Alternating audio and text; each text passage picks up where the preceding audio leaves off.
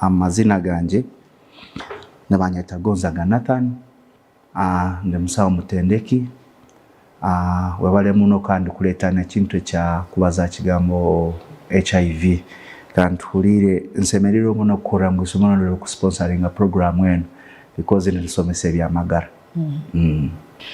So Dr. Twagumzamu twenda kutandikana n'ebintu ebiri important akakuku ka sirimu twine HIV AIDS tushoborere intensity ryaho neha umuntu cyane kucenganije because ebintu bimwe tutekateka ngo abantu babimanya but abantu tabakubitams. Ekintu kye kubanza kitwine kumanya ngo HIV kahuka ukakaba kahuka. It is called human immune virus ukukahuka. Then AIDS is acquired immune deficiency syndromes. Okutunga kahuka npono tungaki AIDS. So abantu bakira kitanisa kugamba ngo HIV chichi AIDS chichi, but that is the simpler meaning of that. Yes, ngo HIV kahuka, AIDS no kubotungira kahuka ako kandi ukatunga ebintu bikoleka mu signs zikoleka mu ineki akahuka.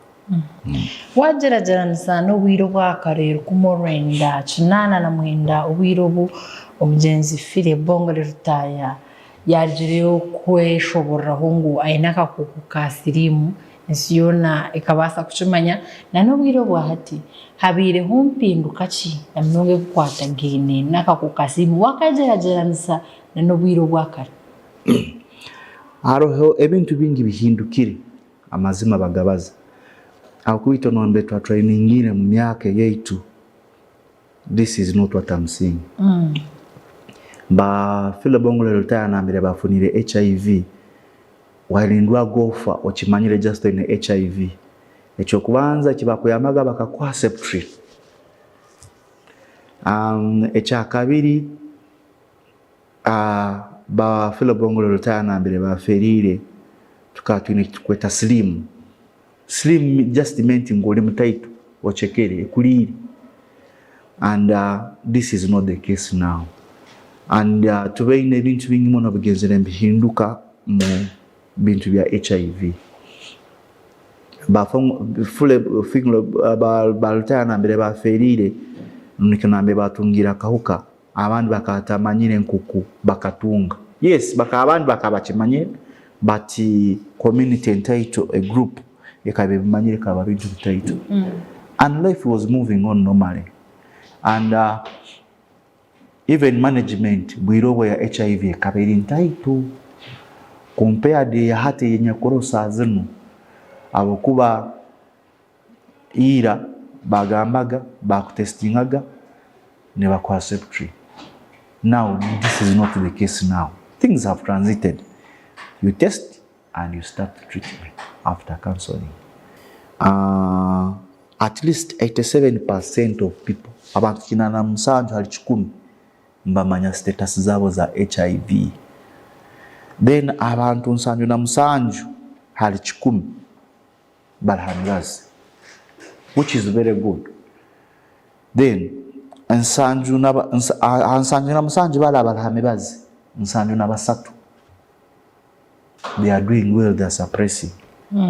So these are some of the changes that we have seen in the world. So abantu abaira, they used to suffer around that corner, accessing services, trained health workers, accessing also and information. Information ira akarekitongana macheta GTZ. GTZ is the one that used to yahaga obuhereza bwa information dialogues, community dialogues and distribution of condoms. Condom zira nijuka bazetaga engabu. Now engabu was the only condom which almost was in Uganda, which is not the case now. The brands of condoms have increased. So information sharing was limited, accessibility of services is very limited, and also the level of understanding was very, very, very important. Okay, tuharagaho kwe kandi uri Omushaho kandi nochara kuganiraho n'abantu babizire kutunga obujanjabi and twenda Dr. Otushoborere n'ebintu ki ebikirizeyo kuhabisa abantu narishi ebitwakozire myths and misconceptions aha kakooko ka siriimu na munonga ebikwatagaine n'oku obwire burikukwata abantu kutiina kumira emibazi ahabw'enshonga nk'ezo. Ekintu ekyokubanza, there are a lot of myths and misconceptions. One, abantu nibagamba siriimu gitunga kisima. That is the first myth. Kutunga siriimu nikiba kiri ekisiraani. Yes. That is the first myth which I want people to learn. Siriimu nesobola kukwata tekumanya sente, tekumanya who you are. Siriimu nekwata buli omu weena. When you have unprotected sex with a person a gene. No, when you have unprotected sex with a HIV infected person, you will get it. 2, people think circumcision neyamba 100%. Circumcision is around 60% to prevent it. 10 na 90. Others, you know, are ebintu ebimwe tugenda ntubaza ntusereka, others nagamba test and treat, test and eat. Nyowe unamufunire kilo kinu tukachimara ebyange emikozikozigoreki behwere. That is also a very big challenge with young people and even adults. There are adults abambaine even he goes to the pharmacy and agora strips without waiting. Another myth which is in the community is buli omwena asemira hamaiso taine kakooko. No. You know, emibazi yenu abantu abakujimira, those people, there is how it makes them look and guilty. And somebody says taina slim tupimisaki amaiso. That is the first myth. Eche kintu kyamaani kisira abaana bengi nagamba ureba nkokwa kunyirira. No gamba bingi. But forgetting HIV doesn't know. Either you are rich, either you are handsome, or you're poor, you're ugly. HIV doesn't know you. Or mubi obonire o innocent tozine byona sirimu nekukwata tekwenda kumanya. So those are some of the challenges that we have myth and misconceptions that we have in the community. Then mubana abato, the youth bagamba immediately after the act I can wash and I don't get HIV. Which is not the case. That is a naked lie. Because HIV, for us, it is a virus. The virus cannot easily be killed. Even in COVID, we struggled. Bakaleta sanitizer, balete sabuni, all those ones acted. But have you killed the endospore of that virus? No. So there are certain things that you making sure.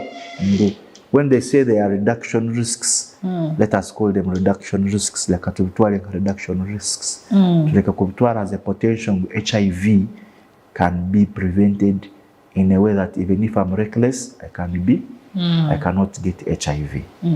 Mnongo noreba tayari West kandi chirechi twine Dr. Nathan Gonzaga tutera tochi na mnongo mu nshonga zikwatagine n'akakoko ka sirimu ebyo biruta kumanya na mnongo bikwatagine n'akakoko ka sirimu kandi n'ebishubwe byo birugamwa yabo kushoborera ikintu cyo kutekateka ngo umuntu kwatwa akakoko ka sirimu n'ekisirani kandi no kugira ngo abine akakoko ka sirimu ngo mbine kwamba rebeka ni satana no kuchebeza misho icyo cugwire obwo hakireka twahumuze mukace tugaraka utarga tayari West.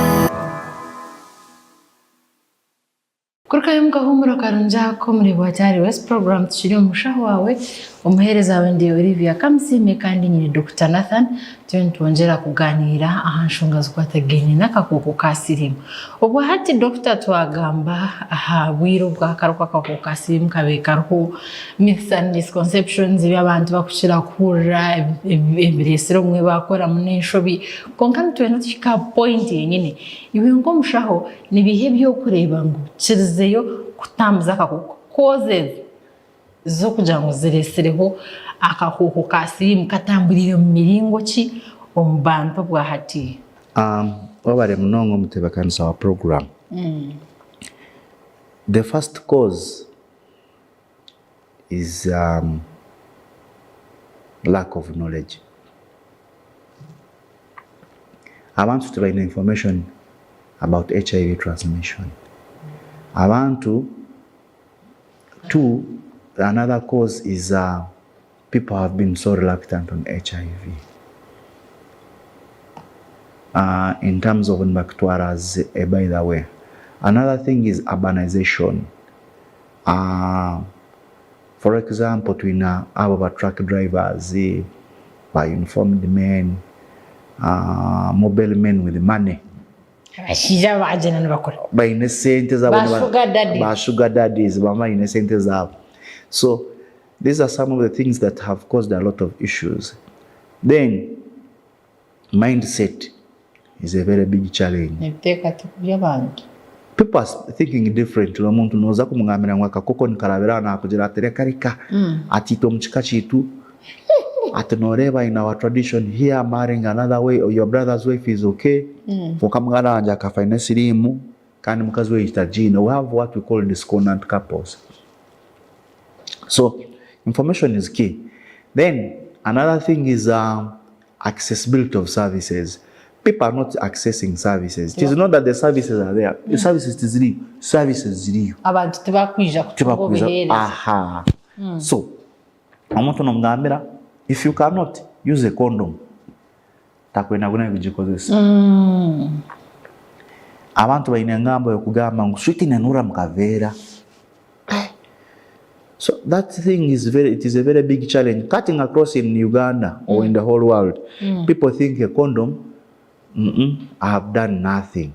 So those are the biggest challenges. Another thing that is causing a lot of issue is peer pressure. And our tradition, cultures and traditions. Culture would naturally nebagamba mwana wa kuchemya 15 can get married. Nashweruha sugar daddy. Unosanga abana bobojo is like 18 aine sugar man wa miaka 10. Do you know that age? And these are people who are desperate. So never causes without testing, without disclosing. So they end up acquiring HIV in that funny manner. So these are some of the biggest challenges we're having in urban areas. Doctor, akakoko kasirimaka nakaraba muringi. Transmission okurgaha muntu okuzahandijo nakaraba muringo akakoko kasirimu. First and foremost, HIV can be transmitted mu bintu ebintu. Having a sexual contact with an infected person. Tugambira mu yankuri. Kweterana n'omuntu inakahuka oba ino mwerwero. Kandi mutakoseza kapira. Echo kintu. Ekyakabiri. Needles enkinzo. Even during blood transfusion waliyo nibakuteka isagama. Now you can get HIV. Another one, we also have mother to child transmission. Then that's why omukazi wena wawe inakauka komwerero bamuheme mazi yokoraki yokumira no mwana wakujja kuoncha abako no mabere silimu nane yokoraki nerabamu no mwana naba muhaki omubazi. Then babamana kubaho omubazi bakara ne bamamontarenga. So until we say akubira bagamaga mutongera kuboncha this is not the case now. We give them therapy, you breastfeed your kid, then after some time we tell you no, this is enough. Then we continue transiting like that to making sure ngu transmission ejo tyakoraki tiyabao ira tukatwina na kizibu ekindi. In fact, injectables inkiresire kubi they are all sharps, including razor blades obujirita okushandaga wachigamba jatu wachigamba umuntu yankore kushandaga so no sange wembe mwesazire nyo esaziriyo kanyonyi ne silimu nayi baliyo ne bakoraki ne bakushara enkizo ebachumisize nyo baliyo bagicumisiwe in blood transfusion and also treatment. Ira tukatwina kizibu bate abantu batekerezaga ngu obukuhaginga omuntu ine HIV nayo nokoraki ne kwata ekikope kyanyweririreho naito koraki ni watch jero ne kwata ata ba young people recently bakakaguza naye doctor tugamba mazima is kissing can't kissing transmit HIV ni manyi mwena ni mchigumane mchebuza ne tete ujitambiza kweli. So kissing has a chance of 0.0000 something. Kissing someone with HIV? Yes. Why? HIV, to get HIV is not simple. Agongoma zima. Katika mjangu niraka kwatu mundu. Nekwata through sexual. Because there is a lot of fluids. Engaged. But this is just saliva. Yes. Saliva. Nakubuza nti wo mukiro cy'umwuka hacwere ekikopo cha saliva. Tikabasika. And two, the chances of acquiring HIV through kissing, they are very, very, very, very minimal. Because for you to get HIV, omusayo gwawo gwina kutenana n'ogwange ndiki any fluid and it has to go into a bloodstream. So ekikaguze ekyo kikala. That's why, by the way, norora ngu nambe startwinire, you said in supporting organizations on HIV clinics. Suppression has been very okay. You know when abantu abakoba suppressed nokutura kuba kutaito. Kan nokutura kuba kutaito kuba kukendire. That means ngu na prevalence tekujja kweyongera. Chances all na soko bya manola tachibanyere. But you end up, the chances are limited. Okay. Yes, when somebody is suppressed. Turukiro kuhendera doctor, ntendo tushoborere. Twairinda tutaka kokokasi. Tukabe tugamba binji kungaba enshonga yeshaha. Tera tuchirize okorachi okubitahambyo. Konka tugambere emiringo eruho eyokwerinda eruho obwahati. Now, emiringo itwine esokutangira kakoko kasirimu. Ira batugambaga A, B, C. A, abstain. B, be faithful. C, use a what? Condom. But all if these ones have failed, there is D. Drugs. Drugs. Okay. Twina PEP, twina na PrEP. Which is D. And to die of HIV tichanguhire. As per now in Uganda, to die of HIV or worldwide, tichanguhire. Why? We have therapies. A lot of treatment. Why am I saying this? Ngu ira obakeberaga bakwaseptrin.